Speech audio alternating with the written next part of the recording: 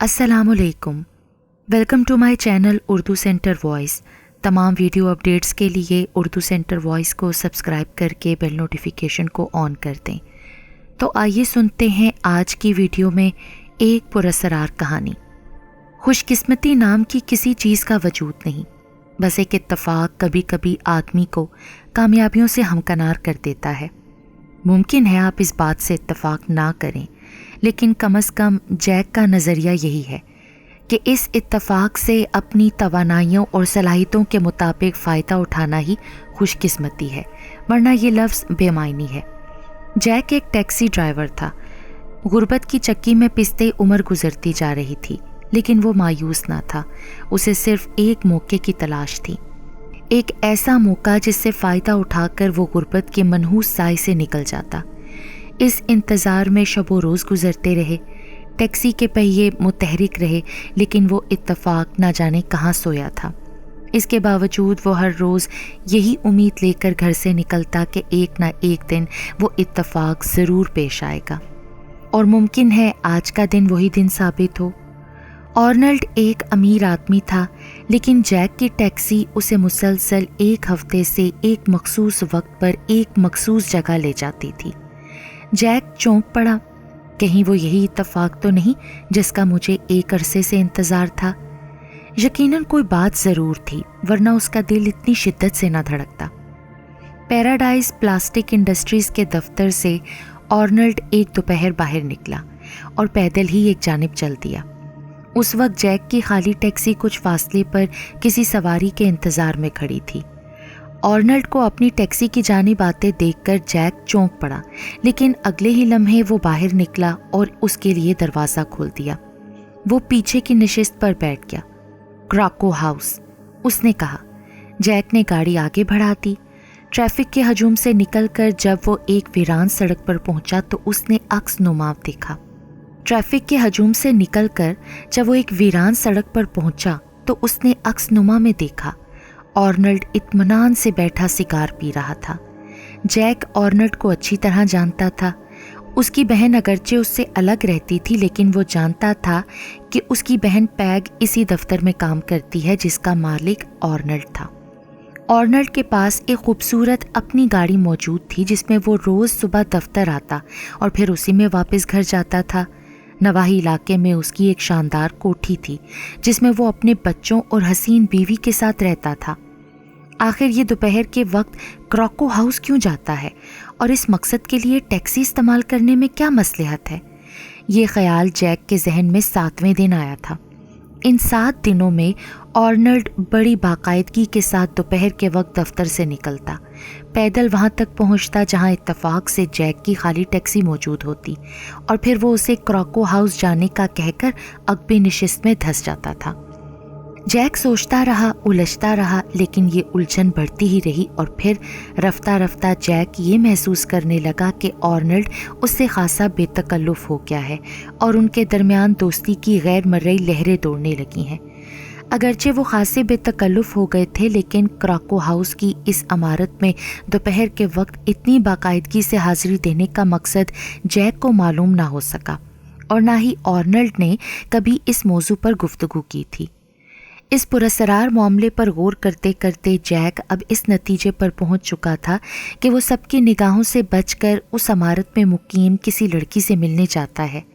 फिर उस इमारत में आर्नल्ड 2 घंटे गुजारता था। पहले पहल तो जैक उसे छोड़कर आगे निकल जाता था, लेकिन अब जबकि उनके दरमियान दोस्ती का जज्बा बेदार हो गया था, वो इमारत के नीचे 2 घंटे बैठकर ऊँघ लेता था। 2 घंटे बाद आर्नल्ड की वापसी होती, वो उसे जगाता और फिर अब उसे खासी आमदनी होने लगी थी। आर्नल्ड टिप देने के मामले में बहुत फराग दिल था, और जैक ये सोचने पर मजबूर हो गया कि कहीं आर्नल्ड से पहली मुलाकात थी तो वो इत्तफाक नहीं था जिसकी उसे तलाश थी। लेकिन नहीं, उसे किसी ऐसे इत्तफाक की तलाश थी जिसके बाद कम से कम टैक्सी ड्राइविंग जैसे धंधे से जान छूट जाती और वो खुद एक अमीर आदमी बन जाता। इतना अमीर कि किसी टैक्सी की पिछली नशिस्त पर बैठकर सिगार के गहरे कश लगाता हुआ किसी हसीन लड़की की तरफ वो खुद सफ़र कर सकता।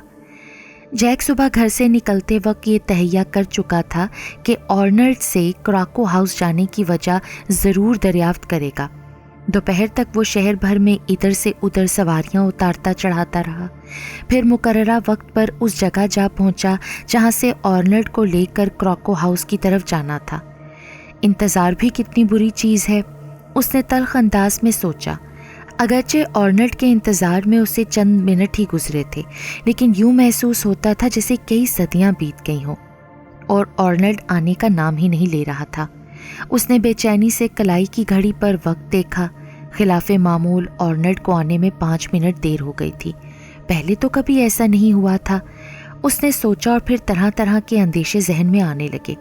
वो इन्हीं अंदेशों में खोया हुआ दफ्तर के बगली दरवाजे को घूरता रहा। जब मायूसी बढ़ गई तो उसने नीचे उतरने का फैसला कर लिया। अभी उसका हाथ दरवाजे के लॉक पर आकर ठहरा ही था कि आर्नल्ड दिखाई दिया।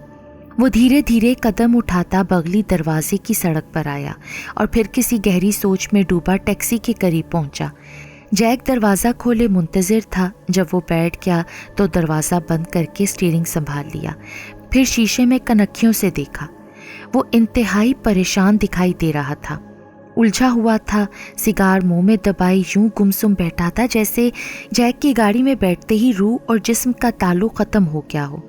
हैरत की बात तो ये थी कि उसने जैक के सलाम का जवाब तक नहीं दिया था, और वो मखसूस जुमला कैसे हो दोस्त आज उसके होंठों से अदा नहीं हुआ था। जैक ने टैक्सी आगे बढ़ाती, रास्ता खामोशी से कट गया। क्रॉको हाउस से कुछ फासले पर टैक्सी रोककर जैक ने पीछे देखा। वो उसी तरह फिक्रमंदाना अंदाज में बैठा हुआ था। आपकी मंजिल आ चुकी है जनाब। हाँ, अच्छा। क्या आपकी तबीयत ठीक नहीं है मिस्टर आर्नल्ड आज? क्या कहा? आपकी तबीयत? आज आप मुसलसल खामोश रहे हैं ना? जैक, क्या तुम शादीशुदा हो? उसने एक तवील सांस लेने के बाद कहा। कौन, मैं? नहीं जनाब, फिलहाल तो आज़ाद हूँ। तो फिर तुम औरत के बारे में कुछ नहीं जानते? ये तो नहीं कह सकता, लेकिन मेरी एक बहन ज़रूर है।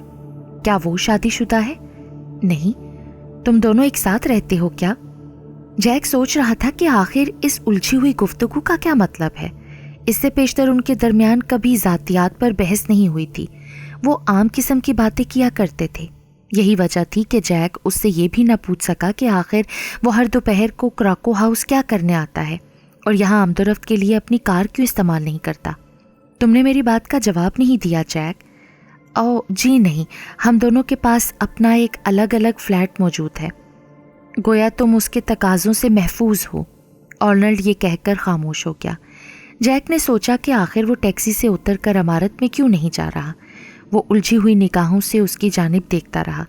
कुछ देर बाद आर्नल्ड के लब मुतहरिक हुए और फिक्र में डूबी हुई आवाज़ सुनाई दी।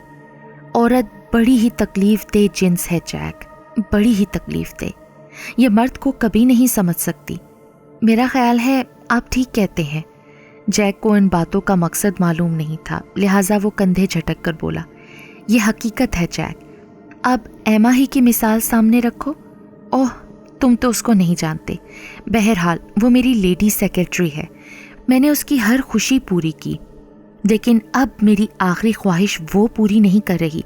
हालांकि मैं उसे जेवरात, फर्म और कपड़े दिलाने में बहुत ज़्यादा खर्च कर चुका हूँ।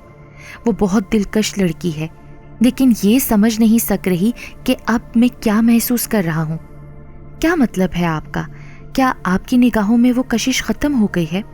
तकरीबन यही बात है। और आप उससे कतई ताल्लुक़ करना चाहते हैं? यकीनन। दरअसल मैं अब उससे बेजार हो चुका हूँ जैक। किसी लड़की से निबाह करने के लिए 3 माह बहुत काफ़ी होते हैं। मेरी फर्म में एक और लड़की है, मैं अब उसे अपनी सेक्रेटरी देखना चाहता हूँ, लेकिन एमा ने वो जगह खाली करने से इनकार कर दिया है। ऐसे मौक़ों पर अमूमन थोड़ी बहुत रकम काम कर जाती है जनाब। अरे मैं उसे $2,500 की पेशकश कर चुका हूँ और उससे 3 गुना ज़्यादा मांग रही है वो।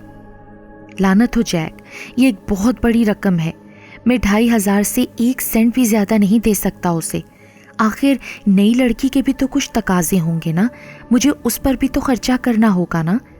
मुमकिन है आपको उसका मुतालबा पूरा करना पड़े। नहीं जैक, मैं आज उससे साफ साफ गुफ्तगू के लिए जा रहा हूँ। और इसके बाद? जैक ने मायूसी से कहा। क्या मतलब? कल मैं भी खुद को आपसे अलग समझूं क्या? आर्नल्ड के होंठों पर मुस्कुराहट रक्सा हो गई। نہیں جیک، تم میرے راستار اور رفیق ہو، میں تمہیں کل نئی جگہ بتا دوں گا۔ جیک اسے عمارت کے دروازے کی جانب بڑھتا دیکھ رہا تھا۔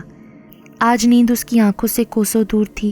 وہ ان 2 گھنٹوں میں دن بھر کی تھکان دور کر لیتا تھا، لیکن آج اونگنا تو درکنار گاڑی میں اطمینان سے بیٹھنا بھی دشوار محسوس ہو رہا تھا۔ یقیناً یہ اس لڑکی کے لیے ایک بہترین موقع ہے، اس نے تلخ انداز میں سوچا۔ وہ آرنلڈ جیسے رئیس سے جو چاہے بٹور سکتی ہے، لیکن نہ جانے وہ اس موقع سے فائدہ اٹھانے کی صلاحیت بھی رکھتی ہے یا نہیں، اور نہ جانے ایسا ہی موقع میرے ہاتھ کب آئے گا۔ آرنلڈ جس قسم کی مہم پر گیا تھا اس میں زیادہ دیر لڑکی کے ساتھ ٹھہرنے کی گنجائش نہیں تھی، لیکن وہ جلدی واپس نہیں آیا۔ جیک کا خیال تھا وہ جاتے ہی نوٹ سے جیب نکال کر لڑکی کے سامنے رکھ دے گا اور پھر یہ کہتا ہوا لوٹ آئے گا کہ اس سے زیادہ ادائیگی ممکن نہیں۔ 5 منٹ گزر گئے، 15 اور 20 منٹ گزرنے کے بعد پورا 1 گھنٹہ بھی بیت گیا۔ اب جیک صرف یہ سوچ کر مطمئن ہو گیا کہ لگتا ہے آرنلڈ جاتی بہار سے آخری خوشیاں سمیٹنے میں لگ گیا ہے، یا پھر یہ بھی ممکن تھا کہ لڑکی ضرورت سے زیادہ ہٹ دھرمی پر اتر آئی ہو۔ اچانک اسے آرنلڈ دکھائی دیا۔ وہ بڑی تیز رفتاری سے ٹیکسی کی جانب بڑھ رہا تھا، انداز سے گھبراہٹ عیاں تھی، پاؤں رکھتا کہیں تھا لیکن پڑتے کہیں تھے۔ جیک، تمہیں میری مدد کرنی پڑے گی، اس نے قریب پہنچ کر ہانپتے ہوئے کہا۔ اس کے چہرے پر زردی بھی پھیلی ہوئی تھی اور آنکھوں سے گہرا خوف جھلک رہا تھا۔ جیک کے ذہن میں فوراً ہی یہ خیال آیا کہ یقیناً وہ موقع آ چکا ہے جس کا وہ بےتابی سے ایک ایک پل گن کر انتظار کر رہا تھا۔ یقیناً مسٹر آرنلڈ، آپ مجھ پر اعتماد کر سکتے ہیں، کیا بات ہے؟ میں نے اسے مار ڈالا جیک، وہ میری بات نہیں سن رہی تھی، اور جب تکرار بڑھی تو وہ دروازے کی طرف بھاگ اٹھی۔ میں نے اسے پکڑ لیا اور منہ پر زور سے تماچا مارا۔ پھر میں اسے کوئی نقصان نہیں پہنچانا چاہتا تھا جیک، لیکن وہ تھپڑ کی ضرب سے گر پڑی اور اس کا سر فرش سے ٹکرا گیا۔ جیک، وہ مر چکی ہے جیک۔ جیک کا دل خوشی سے اچھل پڑا۔ تو وہ مر چکی ہے، بہت خوب، اس نے سوچا، اور اس کے ساتھ ہی جسم کی تمام قوتیں سمیٹ کر جیسے دماغ کو مدد دینے لگا۔ کیا آپ کو یقین ہے وہ مر چکی ہے؟ ہاں جیک، وہ بے حس و حرکت پڑی ہے۔ خود پر قابو رکھیں اور مجھے بتائیں وہ کہاں ہے، جیک نے کہا اور ٹیکسی سے اتر آیا۔ وہ دل ہی دل میں ایک لاش کو ٹھکانے لگانے کی ترکیب سوچ رہا تھا، اور ساتھ ہی اس کا دل بہت خوش تھا، کیونکہ لاش کو ٹھکانے لگانے اور اس کا راز رکھنے کی وہ بہت بڑی رقم حاصل کر سکتا تھا۔ کمرہ 3ری منزل پر تھا۔ لفٹ خالی تھی، اس لیے انہیں اوپر پہنچنے میں کوئی خاص دشواری نہیں ہوئی۔ آرنلڈ نے جیب سے فلیٹ کی چابی نکالی۔ دروازہ کھلا تو آرنلڈ نے کمرے میں داخل ہونے سے انکار کر دیا، اور پھر جیسے ہی جیک اندر داخل ہوا وہ بے قراری کے عالم میں دروازے کے سامنے ٹہلنے لگا۔ جیک نے 2 کمرے کے اس فلیٹ میں داخل ہو کر دوسرے کمرے کے دروازے سے لاش کی طرف دیکھا اور ہاں میں سر ہلانے لگا۔ وہ سنہرے بالوں والی ایک خوبصورت لڑکی تھی۔ اس کا پورا جسم بے ترتیبی کی حالت میں فرش پر بے حس و حرکت پڑا ہوا تھا۔ جیک آہستہ آہستہ قدم اٹھاتا ہوا لاش کے قریب پہنچا اور بغور جائزہ لینے لگا۔ دائیں گال پر ایک خراش صاف دکھائی دے رہی تھی۔ کھوپڑی کے عقبی حصے کے نیچے فرش پر خون کا ایک دھبا تھا۔ جیک نے لڑکی کا بازو تھام لیا۔ کچھ دیر نبض ٹٹولنے کے بعد وہ اس کے سینے سے کان لگا کر دل کی دھڑکنیں سننے کی کوشش کرتا رہا، پھر دروازے کی طرف دیکھا اور اٹھ کر باہر آ گیا۔ کیا وہ واقعی؟ جیک نے ہاں میں سر ہلا کر آرنلڈ کو اس کی بات کا جواب دیا، پھر دروازہ لاک کیا اور آرنلڈ کو نیچے چلنے کا اشارہ کر کے لفٹ کی طرف بڑھ گیا۔ آپ یہاں سے ٹیکسی لے کر چلیے، جیک نے نیچے پہنچ کر اس سے کہا، اور پھر ٹیکسی اسی جگہ چھوڑ دیں جہاں سے میں آپ کو لے کر آتا ہوں۔ میری بہن کا گھر یہاں سے زیادہ دور نہیں ہے، میں اس کی گاڑی استعمال کر لوں گا۔ میں لاش کو ٹھکانے لگانے کے لیے اس کی گاڑی استعمال کروں گا۔ لیکن کیا جیک؟ لاش کو ٹھکانے لگانا بہت خطرناک کام ہے مسٹر آرنلڈ۔ کیا یہ $2500 تمہارے خطرے کا احساس کم کرنے کے لیے کافی ہیں؟ آرنلڈ نے جیب سے وہ لفافہ نکال کر اس کے ہاتھ میں تھما دیا جسے وہ لڑکی کو دینے کے لیے لایا تھا۔ میرا خیال ہے پہلی قسط کے طور پر یہ کافی ہیں۔ لاش ٹھکانے لگا تو جیک، میں تمہیں مزید انعام بھی دوں گا، آرنلڈ نے اس سے کہا اور ٹیکسی سٹارٹ کر کے تیز رفتاری سے واپس چل دیا۔ जैक ने जेब में रखे हुए लिफाफे को थपथपाया और मुस्कुराने लगा। ये उस इत्तेफाक की इब्तदा थी जो बड़े इंतज़ार के बाद पेश आया था। अब उसे सिर्फ थोड़ी सी हिम्मत करनी थी। अपनी तमाम तर तवानाइयों और सलाहियतों के साथ वो एक मर्तबा फिर इमारत की तरफ बढ़ गया, क्योंकि अभी उसे बहुत काम करना था। फ्लैट में पहुंचकर उसने दरवाज़ा अंदर से लॉक किया और फिर फर्श पर साकेत पड़ी हुई लड़की के बालों को मुट्ठी में जकड़कर उसका सर ज़ोर से फर्श के साथ टकराने लगा। वो उस वक्त तक ये अमल करता रहा जब तक उसे यकीन नहीं हो गया कि वो चंद धड़कनें भी ख़त्म हो गई हैं जिन्हें उसने लड़की के सीने से कान लगाकर चंद मिनट पहले सुना था। यानी वो लड़की उस वक्त ज़िंदा थी जब उसने आर्नल्ड के सामने उस लड़की के सीने पर सर लगाकर उसकी धड़कनों को सुना था। जैक ने उस लाश को ठिकाने लगा दिया। वो अगले रोज़ आर्नल्ड से दोबारा उसी जगह मिला। जैक ने मुस्कुराकर अपनी जेब थपथपाई जिसमें अब इनाम की दूसरी किस्त मौजूद थी। अब वो एक नए रास्ते पर आर्नल्ड के साथ अपनी टैक्सी में जा रहा था, एक नई लड़की की जानिब। उसने मतलूबा इमारत के नीचे टैक्सी रोकी और पलटकर आर्नल्ड की तरफ देखा।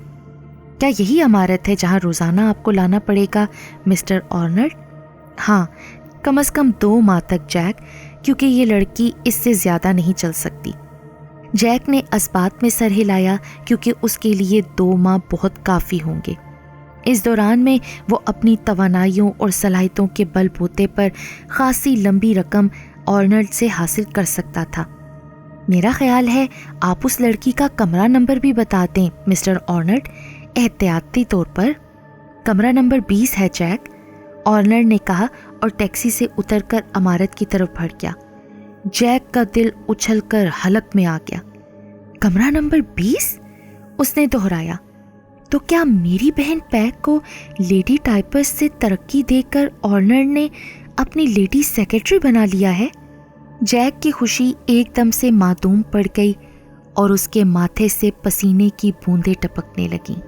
उसे फौरन ही उस बदनसीब लड़की का ख्याल आया जिसे आर्नल्ड ने नहीं बल्कि उसने खुद एक लंबी रकम की लालच में मौत के घाट उतार दिया था।